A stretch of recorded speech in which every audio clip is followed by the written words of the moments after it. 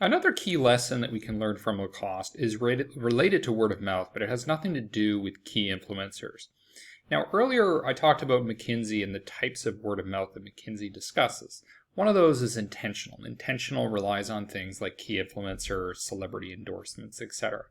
The other one that I mentioned was experiential. So is your experience using the product deviating from what your expectations were, and you're likely to talk about it in that case. But the one that I want to highlight right now is called consequential. Let's take a deeper look at this. So marketing activities can trigger word of mouth. The most common is what we call consequential word of mouth, which occurs when consumers directly exposed to traditional marketing campaigns pass on messages about them or brands they publicize. Here's the most important part. The impact of those messages on consumers is often stronger than the direct effect of the advertisements, because marketing campaigns that trigger positive word of mouth have comparatively higher campaign reach and influence. Marketers need to consider both the direct and the pass-on effects of word of mouth when determining the message and media mix that maximizes the return on their investments. So this is one of the biggest differences between somebody who is a mid-level marketing expert and an advanced marketing expert.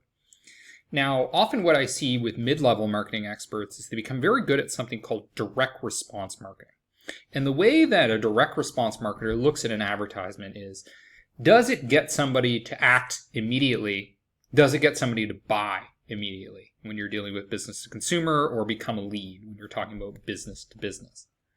The problem is that mindset of direct response marketing doesn't scale very well when you're dealing with large campaigns, when you're dealing with economies of scale, when you're dealing with low value customers, low value contracts. What you need is something that has a bigger cascade effect. And the way that companies get around this is they come up with very creative campaigns that are shocking, are capable of generating a lot of word of mouth.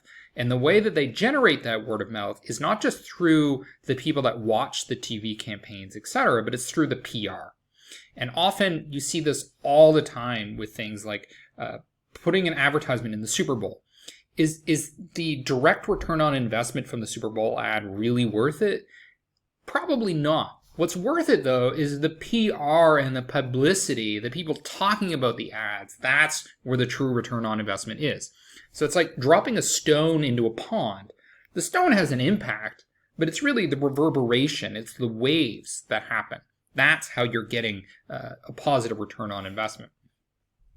Now, it's actually very difficult because creating word-of-mouth campaigns is not easy. It requires a lot of creativity. It requires a bit of a gamble. It requires risk-taking.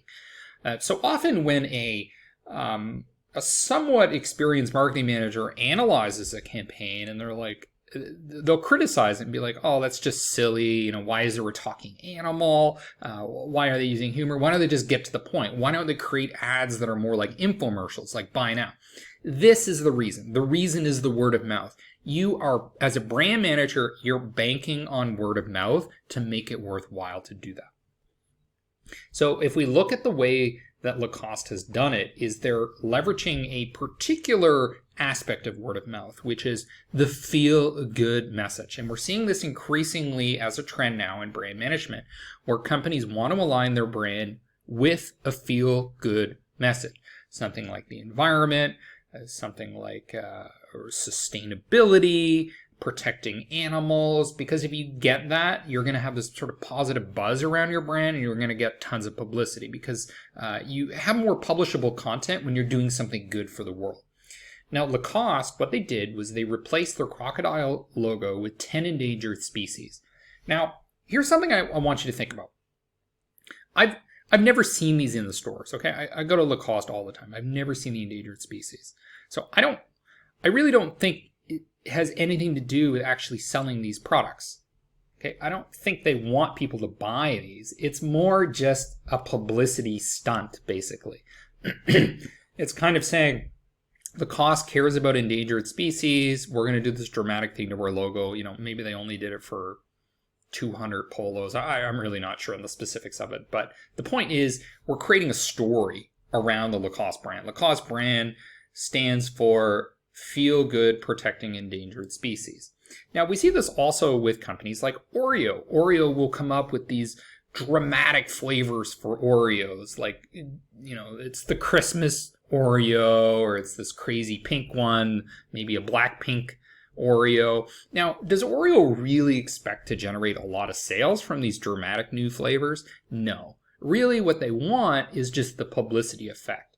So when Oreo comes up with these dramatic new brands and flavors, what it does is it has a positive effect on selling the normal Oreo, because you're creating more brand awareness. You're reminding people of how cool and cutting and how cool Oreo is. And that's what Lacoste is doing here. Replacing their logos with endangered species is helping sell the original polo, which just has the crocodile on it. Now, personally, I'd like to have one of these. I think it's a cool idea, but I can't get a hold of it. So they're able to raise awareness in this way. Now, there are lots of brands that do this sort of approach. And in fact, there are lots of brands whose entire identity has been built around that feel-good message. So for example, Tom's Shoes. I think when they started, they had something where when you buy a pair of shoes, we donate a pair of shoes to some poor kids or something. I don't know the details, but we see a lot of companies coming out of nowhere with these brands that are built around a feel-good message. And that's particularly effective today, and it continues to be effective even with brands that have been around for a while, such as Lacoste.